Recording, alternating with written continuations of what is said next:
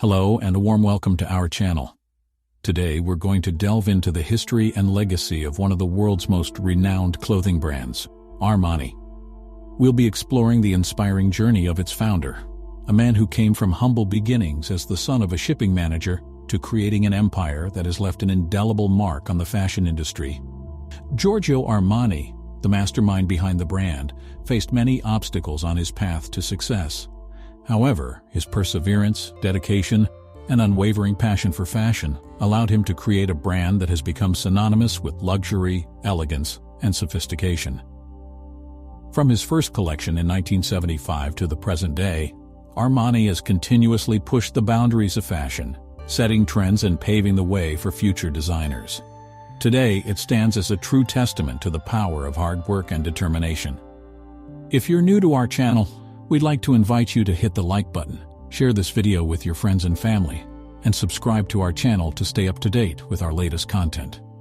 Join us as we embark on a journey through the fascinating world of fashion and discover the story of one of its most iconic brands. So without further delay, let's get started. When it comes to high-end fashion, Armani is considered as one of the top brands. Most of the fashion brand's origin stories started with borrowing money from friends or taking loans. But what if you just sold your car instead? Before becoming invested in fashion designing, Giorgio Armani was a medical student. However, he began his fashion line by selling his Volkswagen Beetle. Of course, he bought it back as soon as he had enough money, but how did this man with a poor financial situation grow his company to be worth $9.6 billion? Successful business people always have some sort of amazing stories about how they launch their ventures, and every story begins at birth. Giorgio Armani was born on July 11, 1934, as the second child of his parents Hugo Armani and Maria Raimondi. He was raised in a small Italian town called Piacenza, along with his older brother Sergio and younger sister Rosanna. His parents instilled in him a sense of humbleness and the necessity of working hard because his family was not well off. Most kids don't know what they want to be when they grow up. They all seem to do whatever comes to their mind first. But that wasn't the case with Giorgio Armani. When he was in secondary school, he developed an interest in human anatomy after reading A.J. Cronin's The Citadel. His fascination motivated him to pursue a career in medicine. Giorgio Armani's father, Hugo Armani, worked as an accountant for a shipping company to support their family, but things became very difficult for them during the war. Giorgio Armani enrolled in the University of Milan's School of Medicine. There he worked very hard to fulfill his childhood dream of becoming a doctor. But after 3 years of studying medicine, he started to have doubts. In 1953, Giorgio Armani stopped studying medicine and left the University of Milan. He hoped to use this time to figure out what he wanted to do with his life, so he enlisted in the military. While in the military, Giorgio Armani was not sent to fight in any war zones because of his background in medicine. So he became disappointed in himself after failing in 2 careers as a medical student and a soldier. After leaving the military, he returned to Milan and decided to try seeking employment in a field other than medicine. Unfortunately, this was the same year that Giorgio Armani needed a job because Italy was still recovering from the effects of World War II. And according to the estimation made by the parliament, 24% of the Italian families were struggling to make ends meet. Giorgio Armani persisted and was able to secure employment as a window dresser at La Renaissance in Milan. After working as a window dresser for a while, Giorgio was promoted to work as a seller in the menswear department of La Renaissance. It was here that Giorgio Armani first showed an interest in fashion, which only grew as he advised on what men should wear when they entered the department store every day. In 1957, Giorgio started working as a buyer for La Renaissance, but after 7 years there, he decided to leave to pursue a career in fashion. It was because of this decision that he would eventually meet the person who would forever change the course of his life. In the early 1960s, Armani joined a company run by Nino Cerruti called Hitman, where he used his experience from working as a menswear salesman to design simple form menswear that could be replicated in a series. Giorgio had no prior experience in designing or making an outfit, so he sought to learn from someone who could make him the decent designer he dreamt of. Giorgio Armani was given charge of the menswear division by Nino Cerruti, because his clothing was so successful in the market. Despite his success within the company, Giorgio wanted more people to wear his creations, so he worked as a freelance fashion designer for 10 other companies. A life-changing event occurred when Giorgio Armani met Sergio Galeotti in the late 1960s. Sergio Galeotti was a young man who would change Giorgio Armani's life forever. After a period of time, Giorgio Armani's name spread throughout the male fashion industry in Italy, even while he was working under a company. Giorgio Armani left his position at Hitman in 1973 and decided to work as a freelance designer with the option to collaborate with any fashion house he desired, because Sergio Galeotti had faith in his abilities and persuaded him to open a design office in Milan. Armani worked with the best fashion houses in Milan.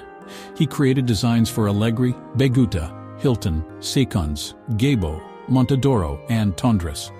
His creations were so well received that they caught the attention of the media around the world. In order to demonstrate the value of his brand, Giorgio Armani used his experience as a freelance fashion designer to develop his style. A runway show was scheduled to take place at the Sala Bianca in the Petit Palace in Florence, and the international press was present to cover the event. Giorgio used this fashion show to establish his dominance in the fashion industry, which helped his brand become a household name. Giorgio Armani was persuaded to launch his line by Sergio Galeotti. However, there was a difficulty. Actually, Giorgio Armani has been working as a freelance designer for some time, and he lacked the funds needed to launch his brand. Giorgio Armani was now the subject of interest for international fashion enthusiasts, and he had the required experience to create his style. Giorgio Galeotti persisted in encouraging his friend, and suggested to him that he should sell his Volkswagen Beetle in order to launch his fashion brand. Giorgio Armani was still hesitant to launch a business because he lacked administrative experience. Sergio Galeotti decided to leave architecture in order to assist Giorgio with the launch of his fashion line in 1975. Galeotti and Armani founded the Giorgio Armani Corporation, with Sergio handling the company's administration, while Armani focused on clothing design and production. The same year, Armani debuted its first-ever luxury ready-to-wear collection for men. Although Giorgio Armani is known as the inventor of red carpet fashion, his collections did not become widely known in America until the 1980s. In 1979, Giorgio Armani started producing his luxurious male and female ready-to-wear collection for the United States. His label quickly rose to the top of the American fashion industry. The following year, Armani launched a ready-to-wear collection for women, which was also well received. Taking another step forward, the Giorgio Armani Corporation introduced another opportunity for the brand to flourish, and that was Hollywood red carpet shows. The Giorgio Armani Corporation did not intend to stop at clothing fashion because they featured some new products like Giorgio Armani underwear, swimwear, and Giorgio Armani accessories. Giorgio Armani made his red carpet debut by dressing Richard Gere for the premiere of American Gigolo in 1980. This garnered a lot of attention from the American public and attracted a lot of celebrities to the Armani brand. Once he had their attention, Giorgio started creating the costumes for the hit television program Miami Vice, which led to more opportunities for film collaborations. People started keeping an eye out for Armani's designs on the red carpet for the ensuing decades. Hollywood celebrities would alternately wear Armani on the red carpet. The brand was now in the spotlight, and Giorgio used it to his advantage.